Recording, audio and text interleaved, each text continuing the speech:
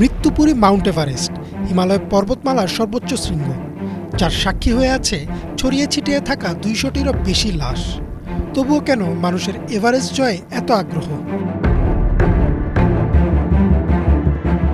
২৯,০৩০ foot উঁচু Mount Everest, যাকে পৃথিবী পৃষ্ঠের সর্বোচ্চ বিন্দুও বলা হয়, সভ্যতার শুরু থেকেই মানুষকে অভিভূত করেছে এই পর্বতশৃঙ্গ। এর চূড়া জয় করার নেশায় প্রাণ গেছে বহু পর্বতারোহীর, তবুও থেমে থাকেনি মানুষ।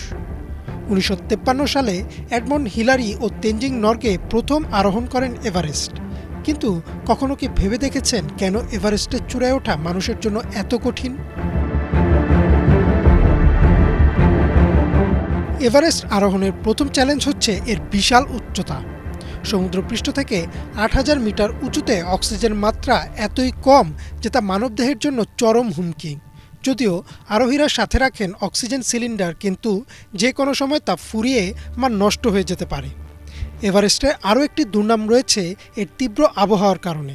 তাপমাত্রা -60 ডিগ্রি সেলসিয়াস বা তার নিচেও নেমে যেতে পারে। মুহূর্তের মধ্যে শুরু হতে পারে প্রচণ্ড তুষারঝড়।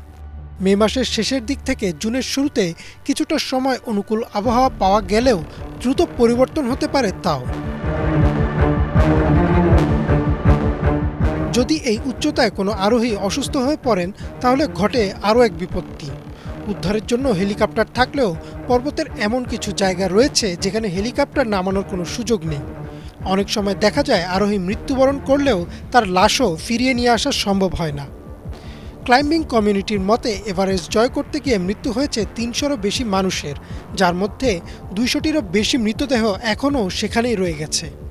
প্রচণ্ড ঠান্ডায় সেই মৃতদেহগুলো এখনও রয়েছে অক্ষত অবস্থায়, ফলে অনেক আরোহী নিজের চোখেই দেখেছেন সেসব মরদেহ।